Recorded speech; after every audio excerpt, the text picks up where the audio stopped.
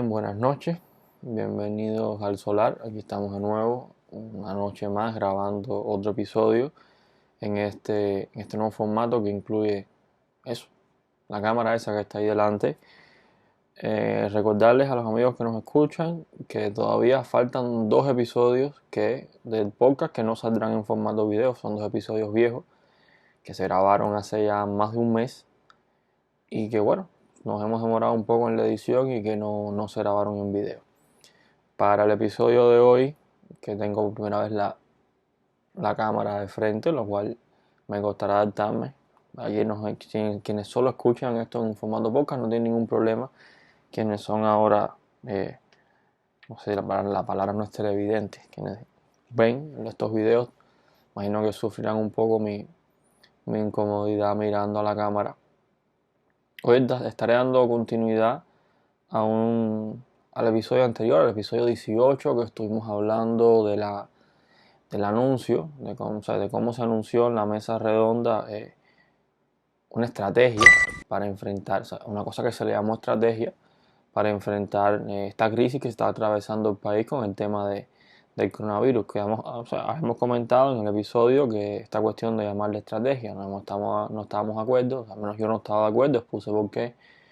Y bueno, este no es el episodio que dije que iba a ser retomando algunos comentarios, ya que terminé de ordenar más o menos los comentarios, prioricé que he recibido sobre el episodio 18 y esto es, bueno, un poco dándole continuidad a algunas ideas que después yo, escuchando de nuevo el podcast, decidí continuar, que quizás me dé tiempo grabar un conjunto de 4 o 5 episodios antes de que el tema este se venza, pero no creo que se venza tan rápido. Estamos hablando de cómo salir de la crisis en la que estamos. No creo que sea algo que deba o que pueda pasar de moda tan rápido. Yo sé de un país, el tiempo no es problema, la gente envejece en los portales, con ganas de un sueño y poco que echarle. Yo sé de un país que vino con la crisis por defecto y ahora siente a otras ciudades. Bueno, el episodio de hoy, que espero que sea breve, bien breve, que no dure más de 10 minutos. Si me paso, puede ser que me pase, entre que me pierdo, me voy del tema, me voy por otra cosa. Normalmente llega a ser un episodio largo. Hoy estaremos hablando de las pymes, específicamente del papel que puede estar jugando las pymes en una economía. Las pymes, como se anunció en esta mesa redonda el jueves pasado, ya se comenta por ahí todo el tema de la legislación, cuándo va a salir, se espera, todo el mundo está esperando, viendo qué va a pasar con el tema de las pymes y la buena noticia, ¿no? Cuándo sale el marco legal que va a respaldar a las pymes, que es un tema digamos que hay unos cuantos años rondando. Y bueno, lo primero es que el discurso de las pymes, se da un discurso oficial en beneficio de las pymes, al fin las pymes, pero bueno, hay que hacer un pequeño recordatorio. Hace poco más de un mes, quizás 2, quizás 3, bueno, en un periodo de la recién concluida fase de la super cuarentena que estábamos viviendo, salió un artículo en el periódico Grama, un artículo firmado por Carlos Luque, si mal no recuerdo, un artículo que hablaba de las pymes, pero hablaba mal, decía que las pymes, bueno, no recuerdo lo que decía, pero era cosa muy mala, algo así como que las pymes eran parte de la estrategia de la destrucción del socialismo, la revolución, cosas por el estilo. Y además asociaba a las pymes a todo el tema del auge del neoliberalismo en el mundo. Bueno, cosas de esas de teoría, bueno, realmente no es ciencia ficción, pero cosas estas muy macabras en el sentido que la asoció, hizo una muy mala asociación, lo cual denota que en el medio oficial del partido, o sea, que es el medio más importante del partido, recuerden que el partido en sus diferentes instancias tiene diferentes medios, se publica un artículo donde se hace un pronunciamiento en contra de las pymes y eso no se lee políticamente como un hecho aislado ni como un mero comentario de un autor. Eso en el Grama se lee como casi un pronunciamiento oficial. Y eso fue hace menos de 3 meses, eso fue muy reciente. Eso quiere decir que al menos eso da una idea, ¿no?, de sentir de que a nivel de las élites partidistas al menos hay un discurso de cierto rechazo, no sé si será la palabra rechazo, repulsión, no me gusta más, hacia las pymes, ¿no? Pero bueno, el discurso de las pymes está en Cuba, está presente, se habla de pymes, y aquí es donde está lo curioso, y es que el discurso de las pymes no llega a Cuba por los medios oficiales ni por el discurso oficial. En Cuba se viene hablando de pymes hace ya unos cuantos años, pero es un discurso que nace, según tengo entendido, según pude rastrear, que nace en el seno de la academia, sobre todo en la academia de economía. Es un discurso que también recorrió otros ámbitos como la contabilidad, la sociología. También llegó al plano del derecho, según tengo entendido. Pero bueno, nace dentro de la academia, es lo más importante. No vamos a estar disputando en qué facultades o en qué ciencias específicas aparece el discurso, pero bueno, es algo que se viene hablando dentro de la academia y también alcanza la intelectualidad cubana. Es decir, es un discurso que nace al margen del discurso oficial de los grandes medios y que después poco a poco, con el ascenso de las redes sociales, los blogs, o sea, que fue ocupando espacios en los medios independientes, en los medios alternativos, dígase todo lo que queda fuera de los grandes medios oficiales. Es decir, hay todo un reclamo popular, tanto académico, intelectual, de los medios independientes, que ha venido ganando espacio, hasta llegar a este punto que vimos, que es el pronunciamiento explícito, que bueno, no sería nuevo que sea un pronunciamiento en favor de las pymes desde el punto de vista del discurso oficial, pero así de que ya se va a abrir, de que ya se va a reglamentar, de que ya va a salir adelante. Es decir, hay que recordar que en los lineamientos, en todo el discurso que giraba alrededor de los lineamientos, se hablaba de esto, la pequeña empresa privada como parte de todo digamos, la estructura productiva del socialismo cubano, por así llamarle. No es necesario caer en tantas etiquetas. Por tanto, es un discurso que, sea lo que sea, que haya llegado así a la cuestión oficial, al discurso oficial, es sobre todo un logro, un resultado, una victoria de un reclamo popular, de un ejercicio cívico de participación de años, gente pidiendo y bueno, seguir pidiendo. Entonces yo creo que lo interesante de esto es justo cómo las pymes son verdaderamente un reclamo popular en cierta medida, al menos de muchos sectores, sobre todo asociados a las redes sociales, al consumo, la producción intelectual y académica. De lo que duele ver y no tener, sentir la lluvia al lado y nunca ver llover. Por eso ya aprendí a no llorar, que si te vas, la luna más lejos está y ahí en las noches. Bueno, dejando el tema del discurso de las pymes en Cuba, por donde le entra el agua al coco, y es una victoria de quién. O sea, hay que recordar, y esto tal vez se merezca un podcast, yo he trabajado esto en unos cuantos artículos, tengo hasta un ensayo medio, más de 30 páginas sobre el tema, de que todavía persiste no solo en las personas de una avanzada edad, o sea, en la élite, digamos, vieja, mayor, ¿no? Mayor de edad del partido, sino en la juventud. Hay mucha juventud en Cuba, digamos, este marxismo dogmático que se pronuncia en contra del mercado y que está en contra de todo ejercicio mercantil con sus variantes. Ese discurso también va en contra de las pymes. Entonces, o sea, no solo tiene una cara, un rostro, digamos, en la vieja guardia, sino en el ascenso de cierta izquierda, que casi que merece un episodio en este podcast, cueste lo que cueste.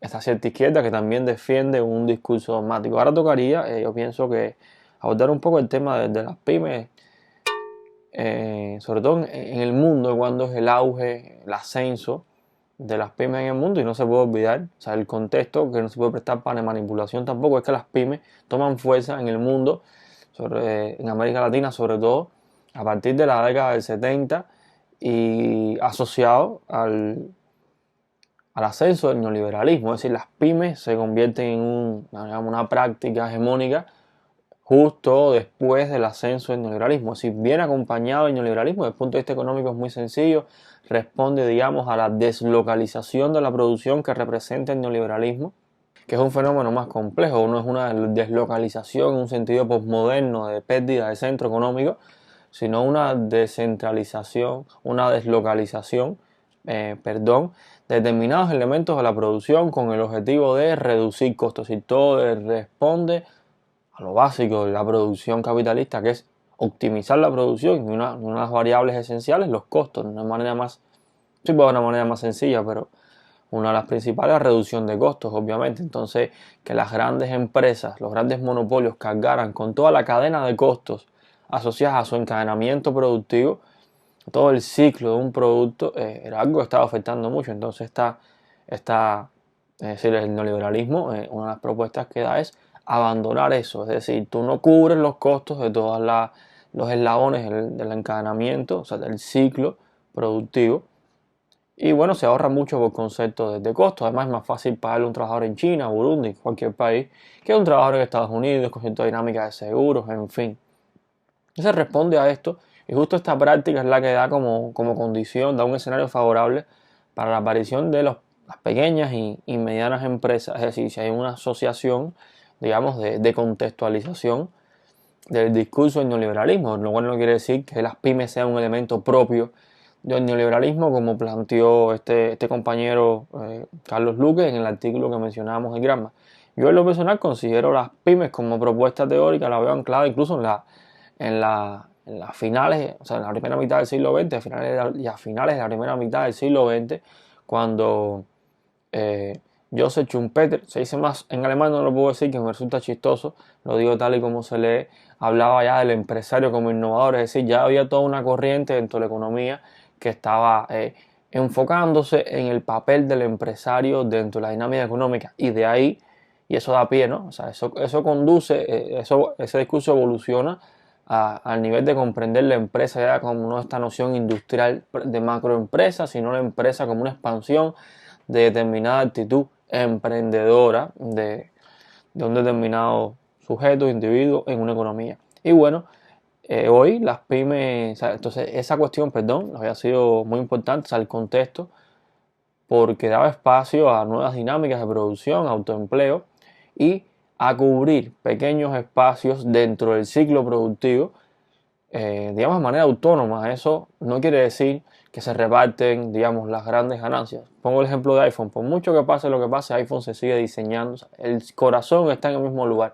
Y las pymes un poco responden a esto, a sostener en los lugares el corazón y a regar las partes del cuerpo del ciclo productivo por ahí por el mundo. Pero bueno, todo el mundo le sacó provecho a este discurso de las pymes. Hoy en el mundo hay economías que prosperan mucho a base de pymes. Este es el caso de Holanda.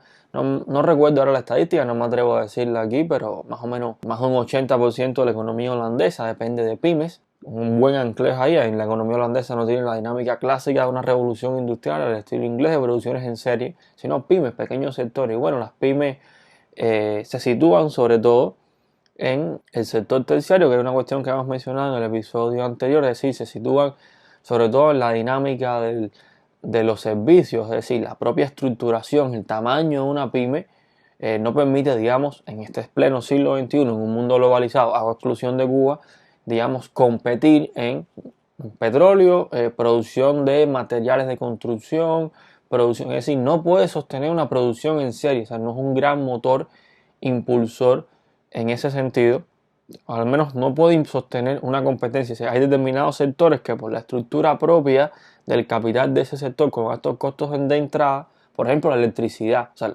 para entrar a la industria de la electricidad hay que invertir muchísimo dinero. O sea, se pueden invertir millones para hacer muchos millones para hacer una pyme, para controlar qué es la electricidad. Son sectores que propiamente llevan inversiones millonarias. Entonces las pymes, o sea, estamos hablando ya de una cuestión objetiva. Si las propias barreras a la entrada en determinadas ramas de la producción hacen que inevitablemente no sea un escenario propicio para que prosperen las pymes. Si son sectores que, digamos, por la propia dinámica económica y además por la dinámica natural, o sea, no tiene sentido hacer una empresa eléctrica con un cableado que cubra 3 cuadras. O sea, se hace grande porque hay que estar conectado. O sea, como uno pone, digamos, 3 cables en 3 cuadras y estar conectado a todo un sistema nacional, estadual.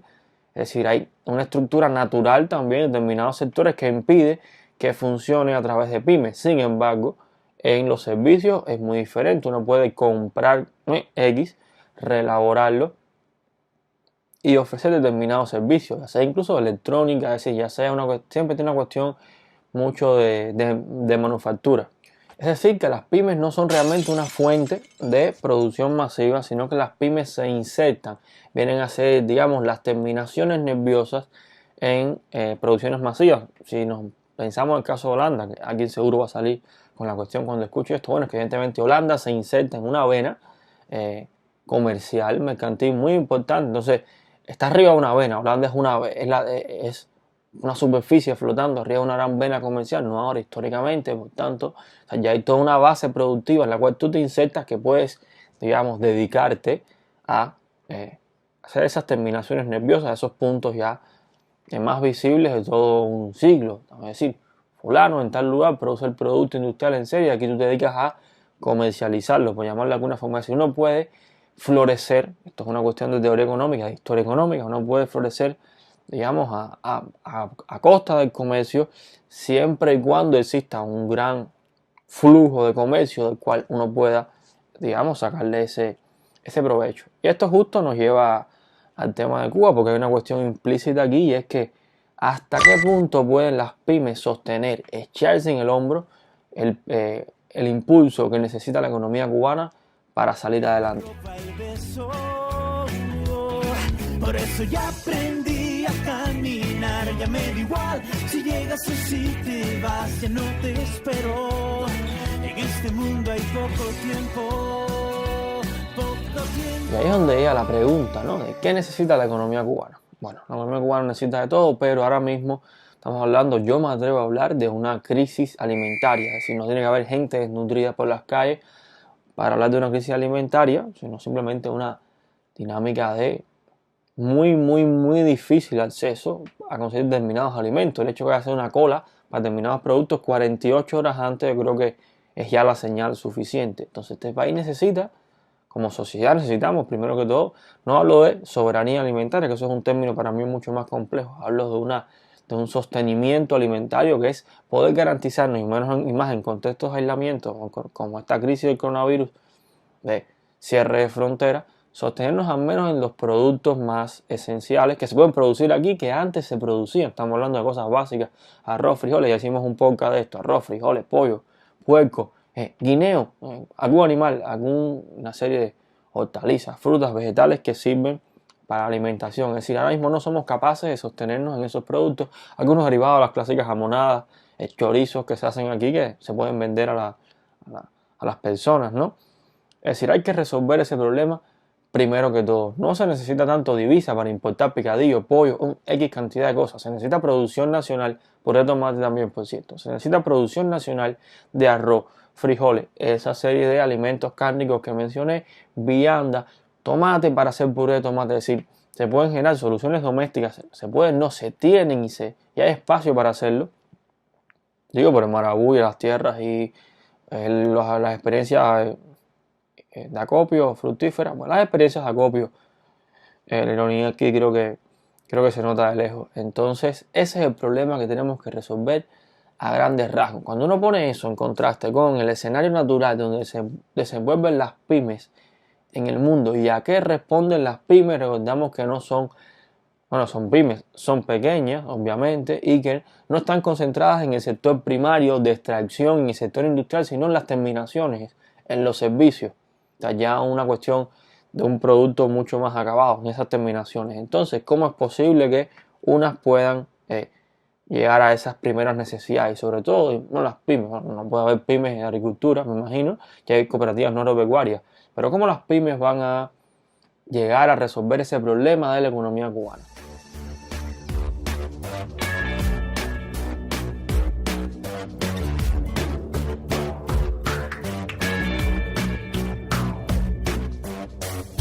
Yo extraño en mi bar al amigo que se fue para darle de comer a su pequeña.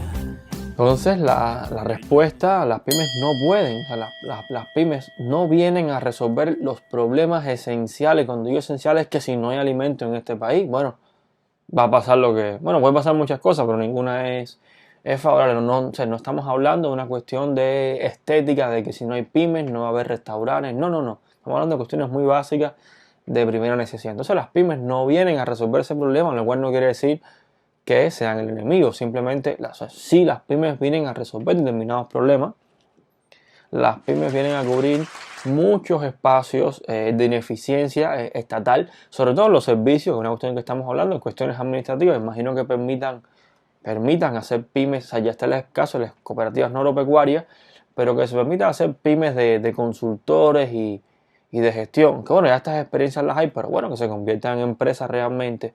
Es decir, hay muchos espacios de eficiencia en la gestión que la gestión estatal está dejando y las pymes sí realmente vienen a resolver esos espacios a competir con la ineficiencia estatal, insisto, en las terminaciones ya más elaboradas siempre en el sector terciario de la economía. Y eso no va a resolver lo necesario en el sector primario de la economía, en la producción de alimentos. Es mucho más complejo el sector 1, pero bueno, no se puede dejar aquí y al menos referirnos a la producción de alimentos. Y es que es algo muy sencillo. La sociedad tiene que producir alimentos para las personas que también producen alimentos y para todos aquellos que no producen alimentos. Entonces las pymes no van a venir a resolver ese problema que, insisto, para mí es un problema casi de seguridad nacional. Lo otro en el tema de las pymes es que, bueno, ya sabemos que no van a venir a resolver el problema porque no pueden, al menos de manera directa, de la cuestión de los alimentos, que es algo muy muy importante, y sobre todo una sociedad donde escasean los alimentos, se eleva el costo de la vida. Pero bueno, las pymes igual, seguimos con la cuestión de dónde pueden insertarse, dónde pueden ser favorables.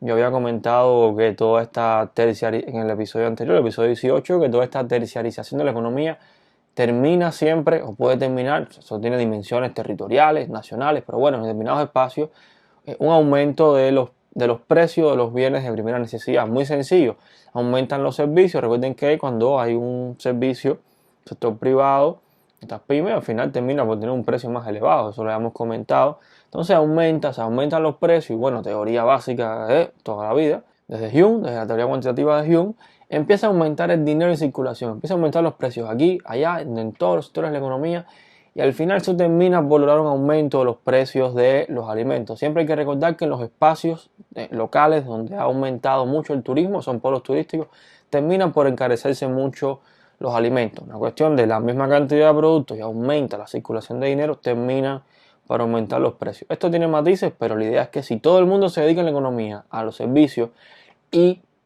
o los servicios comienzan a captar una gran cantidad de ingresos, como es el caso de Cuba, termina por generar un efecto que es rotar todo eso, por llamarle de alguna forma, desplazarse ese aumento de precios por toda la economía, redireccionarse sobre todo a los artículos de primera necesidad, por una cuestión tan básica como oferta y demanda. Y hoy no tiene tiempo para verla. Los días de hoy apuntan a matar, mas siempre habrá una luz para abrir tus puertas. La libertad va en tu cabeza, por eso duele ver y no tener. Pero si el sector privado, las pymes, pueden contribuir a la economía, tiene que haber una política de inversión. Por eso he cuestionado el ejercicio de la estrategia. Así, una cuestión de pymes no es mañana llegar y decir, legalmente se pueden hacer pymes. Hay una cosa que yo creo que puedo parafrasear a alguien ahora, y es decir que vamos a tener pymes. No tengo la palabra. Bueno, se decía antes, vamos a tener cooperativas.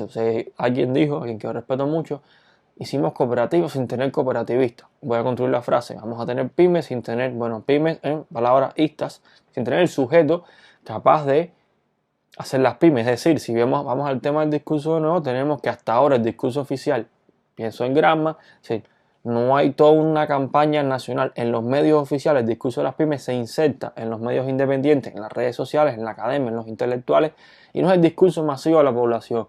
Ahora de pronto van a aparecer las pymes.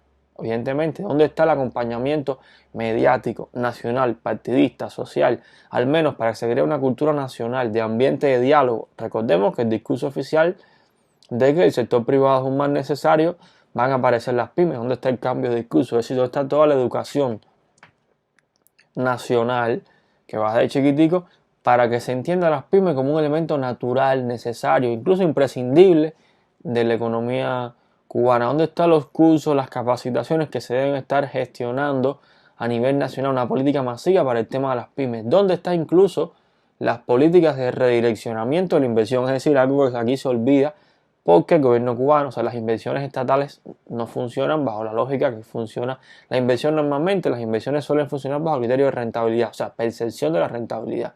Obviamente uno va a invertir donde crea que sea más rentable. Si el día de mañana se abren las pymes y aparecen nuevas, o sea, muchos cuentas propistas pasan a tener sus pymes legalmente y se expanden determinados sectores, ¿a dónde van a ir? A elementos en una estructura productiva que cumple determinada funcionalidad social y que haga falta. No, simplemente van a ir a los sectores donde le parezca más rentables. Entonces ahí es donde juega un papel muy importante en la gestión estatal de saber cómo generar los mecanismos de incentivos para direccionar hacia los sectores que convengan, que sean estratégicos para un interés nacional. O sea, direccionar hacia ahí las inversiones, es decir, hay una especie de liberalismo en ese sentido a la hora de proyectar las inversiones en Cuba, porque simplemente se abre, para este caso las pymes, ¿no? Se abre y ya, bueno, las que ya están obviamente se convierten, que se pasen a ser pymes y que se expandan a donde puedan expandirse, es decir, no hay un acompañamiento gubernamental, estatal, que condicione, o sea, que venga un estudio previo de a dónde podemos llevar las pymes, es decir, las pymes que son, ¿por qué aparecen? Porque alguien comprendió todos los espacios y los puntos donde pueden insertarse las pymes y hacia ahí va a conducirse la política, o simplemente no hay salida, vamos a acabar de abrirle las puertas a las pymes. Dada la proyección y juzgando, parece ser mucho más lo segundo, como siempre, vamos a abrir y que se vayan acomodando. Bueno, eso es un principio liberal, vamos a abrir y que se vayan acomodando, en vez de generar todo un proceso, que es muy sencillo. Se redireccionan, se dan facilidades de pago, facilidades de insumo a determinados sectores y hacia ahí se puede ir direccionando. Lo acabo de mencionar, un ejemplo muy sencillo, pero hay toda una serie de mecanismos para lograr redireccionar las inversiones más allá de los mecanismos, digamos, espontáneos que genera la propia sociedad de que esto da dinero. El gobierno puede inducir a las pymes a hacer inversiones en determinados sectores con muchos incentivos que son desde reducción de impuestos, en fin, eso creo que da para otro podcast. Por eso ya aprendí a no llorar, que si te vas, la luna más lejos está, y en las noches ella me roba el beso. Entonces, conclusiones, este podcast creo que no me pasé los 10 minutos, cuando termine voy a revisar, a ver, espero no haber llegado a los 10 minutos, bueno, da igual. Es que, bueno, gracias a que hay cooperativas agropecuarias y magnates en la agricultura y pequeños agricultores, seguimos teniendo alimentos. Realmente este problema de las pymes, bueno, debió proponerse, no debió hacerse, que todavía no se ha hecho hace mucho tiempo, y ahora realmente las pymes resuelven un problema, digamos, a nivel estructural en seco, o sea, visto en abstracto, ¿no?, de la economía, pero ahora mismo no vienen a ser la gran solución que necesita la economía cubana, y es eso lo que ha aparecido como una de las grandes soluciones, cuando ahora mismo, insisto, no va a resolver, esto lo he dicho tantas veces, ya me da pena, ahora mismo eso no va a resolver el problema de la alimentación, que es directamente proporcional a la pérdida del poder adquisitivo del salario, es decir, el salario cada vez vale menos mientras menos alimentos hay.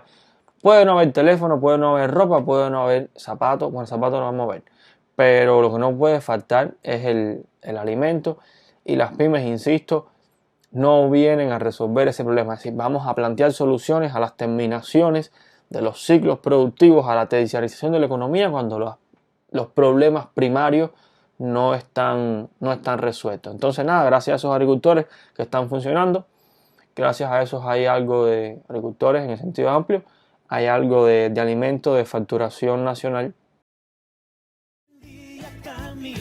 Ya me da igual, si llegas o si te vas, ya no te espero.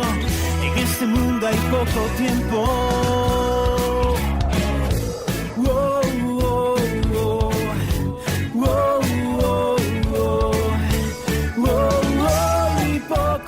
Y bueno, nada, dicho esto, yo creo que llegamos al final de este episodio, un episodio interesante para mí, tengo la cámara adelante, vamos a ver, esto no lo voy a cortar. Creo que me voy a ir adaptando a grabar delante de la cámara. Por suerte los amigos que escuchan el podcast no tienen que verme yo en tanto movimiento delante de una cámara. Y bueno, nada, esto es todo lo que tenía que decir por ahora, según recuerdo del tema de las pymes, de su papel, insertarlas en toda la dinámica de la economía, ver qué papel pueden jugar realmente y qué sigue siendo lo que nos sigue haciendo falta como sociedad para poder seguir adelante. Gracias por llegar al final de este episodio. Si les gustó pueden escuchar el anterior o el siguiente. Y no les voy a decir esto ahora de suscríbanse y no sé qué. Y nada, gracias por todo, un fuerte abrazo.